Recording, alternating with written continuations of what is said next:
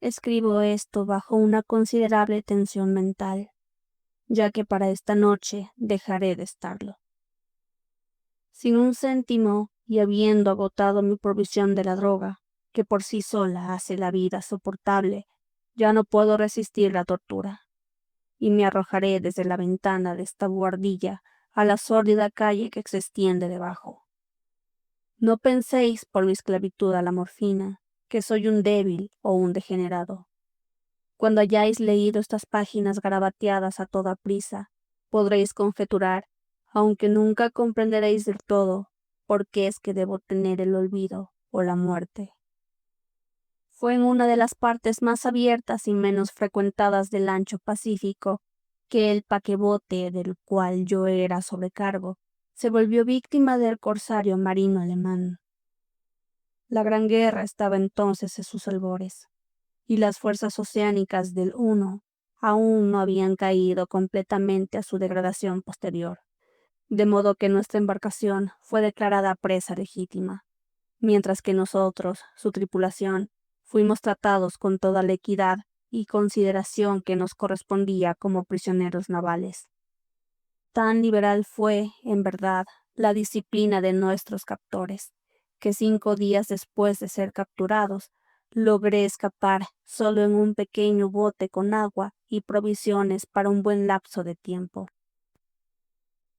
Cuando finalmente me hallé a la deriva y libre, tenía solo una vaga idea de mi entorno.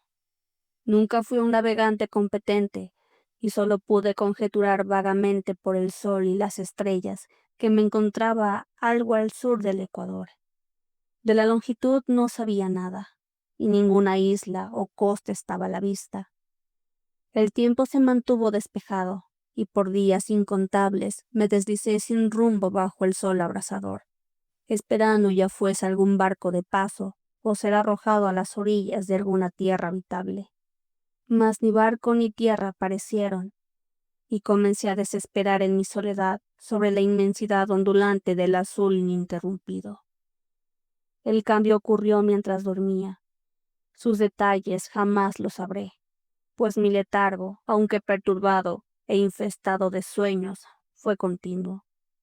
Cuando por fin desperté, fue para descubrirme medio hundido en una limosa extensión de infernal fango negro, que se extendía a mi alrededor en monótonas ondulaciones hasta donde la vista alcanzaba, y en la cual mi bote yacía varado a cierta distancia. Aunque uno bien podría imaginar que mi primera sensación sería de asombro ante una transformación de escenario tan prodigiosa e inesperada, en realidad me sentí más horrorizado que asombrado, pues había en el aire y en el suelo pútrido una cualidad ominosa que me heló hasta la médula. La región apestaba a los cadáveres de peces en descomposición y de otras cosas menos describibles que vi sobresalir del fango inmundo de la llanura interminable. Quizá no debería esperar transmitir con meras palabras la inefable frialdad que puede albergarse en el silencio absoluto y la inmensidad estéril.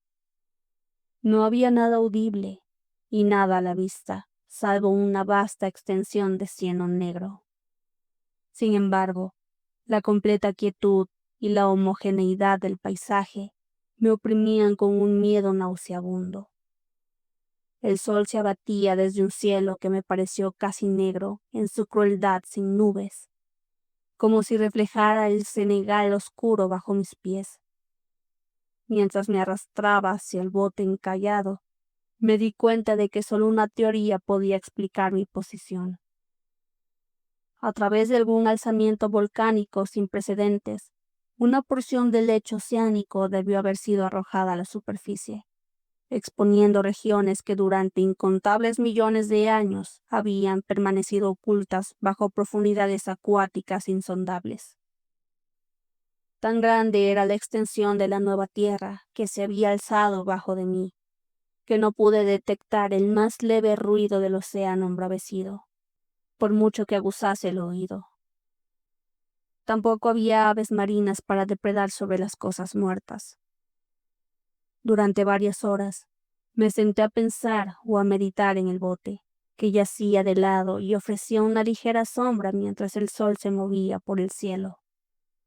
Conforme progresaba el día, el suelo perdió parte de su viscosidad y pareció que se secaría lo suficiente para propósitos de viaje en poco tiempo. Esa noche dormí muy poco, y al día siguiente preparé una mochila con comida y agua, en preparación para un viaje por tierra en busca del mar desvanecido y un posible rescate. En la tercera mañana encontré el suelo lo suficientemente seco como para caminar con facilidad. El hedor de los peces era enloquecedor, mas estaba demasiado preocupado con asuntos más graves como para prestar atención a un mal tan leve, y partí audazmente hacia un objetivo ignoto. Todo el día avancé constantemente hacia el oeste, guiado por una colina lejana que se alzaba más alta que cualquier otra elevación en el desierto ondulante. Esa noche acampé, y al día siguiente seguí viajando hacia la colina, aunque ese objeto parecía apenas más cercano que cuando lo divisé por primera vez.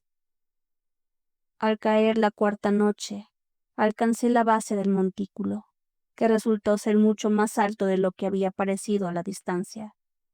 Un valle intermedio poniéndolo en un relieve más marcado con respecto a la superficie general. Demasiado exhausto para ascender, dormí a la sombra de la colina.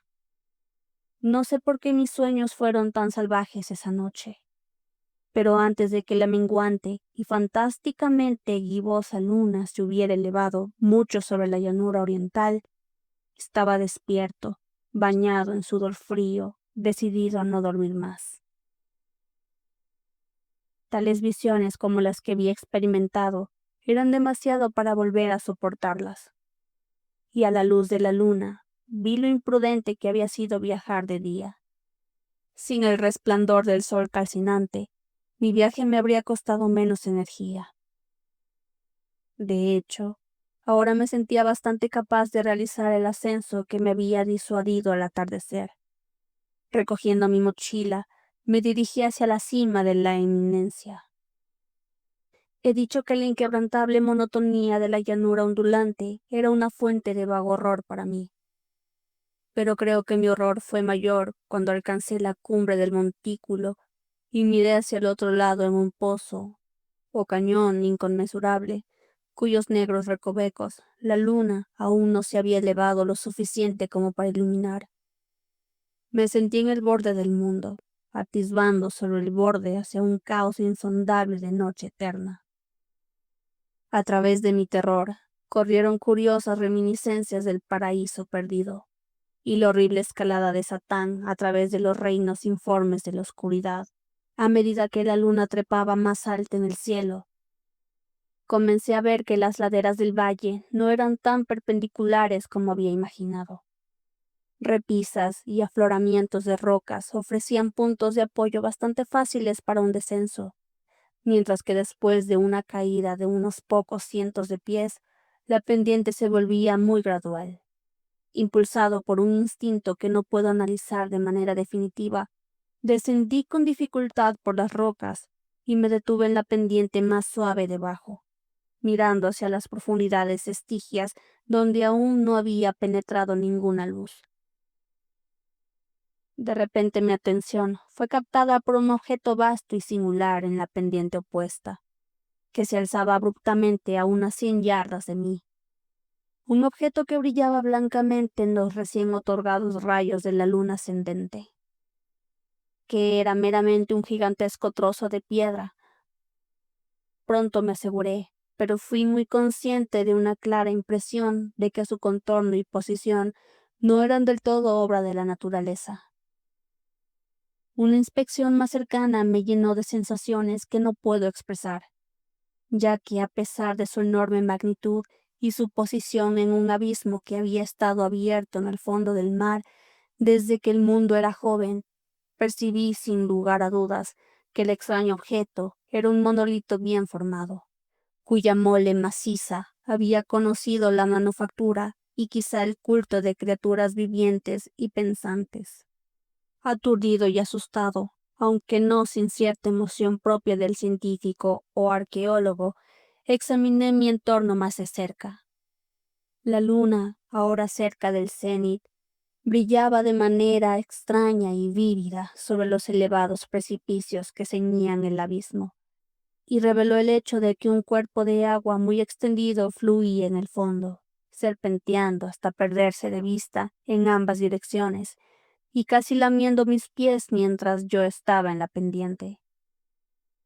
Al otro lado del abismo, las pequeñas olas lavaban la base del monolito ciclópeo, en cuya superficie pude ahora distinguir tanto inscripciones como esculturas rudimentarias. La escritura estaba en un sistema de jeroglíficos desconocido para mí, y a diferencia de cualquier cosa que hubiera visto jamás en libros, consistiendo en mayor parte en símbolos acuáticos convencionalizados, tales como peces, anguilas, pulpos, crustáceos, moluscos, ballenas y otros semejantes. Varios caracteres representaban obviamente seres marinos que son ignotos para el mundo moderno, pero cuyas formas en descomposición yo había observado en la llanura alzada del océano. Fue la talla pictórica, sin embargo, lo que más me mantuvo fascinado. Claramente visibles a través del agua interpuesta, debido a su enorme tamaño, había un conjunto de bajorrelieves cuyos temas habrían despertado la envidia de un doré. Pienso que se suponía que estas cosas representaban hombres, al menos una cierta clase de hombres, aunque las criaturas se mostraban divirtiéndose como peces en las aguas de una gruta marina, o rindiendo homenaje en algún santuario monolítico que parecía estar también bajo las olas. De sus rostros y formas no me atrevo a hablar en detalle, pues el mero recuerdo me hace desfallecer. Grotescas más allá de la imaginación de un Poe o un Bulwer, eran endiabladamente humanas en el contorno general, a pesar de las manos y pies palmeados, labios chocantemente anchos y flácidos, ojos vidriosos y saltones, y otras características menos agradables de recordar. Curiosamente, parecían haber sido cinceladas con una mala proporción respecto a su fondo escénico, pues una de las criaturas se mostraba en el acto de matar una ballena, representada apenas un poco más grande que ella misma. Remarqué, como digo, su grotesco y extraño tamaño, pero en un momento decidí que eran meramente los dioses imaginarios de alguna tribu primitiva de pescadores o marineros. Alguna tribu cuyo último descendiente había perecido eras antes de que naciera el primer antepasado del hombre de Piltdown o de Neandertal. Atónito ante este inesperado atisbo de un pasado más allá de la concepción del antropólogo más audaz, me quedé meditando mientras la luna proyectaba extraños reflejos sobre el silencioso canal ante mí. Entonces, de repente, lo vi. Con solo un ligero batido para marcar su ascenso a la superficie, la cosa se deslizó a la vista por encima de las aguas oscuras. Vasto como el Polifemo y repugnante, se abalanzó como un monstruo estupendo de pesadilla hacia el monolito, alrededor del cual lanzó sus gigantescos brazos escamosos, mientras inclinaba su horrible cabeza y emitía ciertos sonidos acompasados. Creo que enloquecí en ese instante.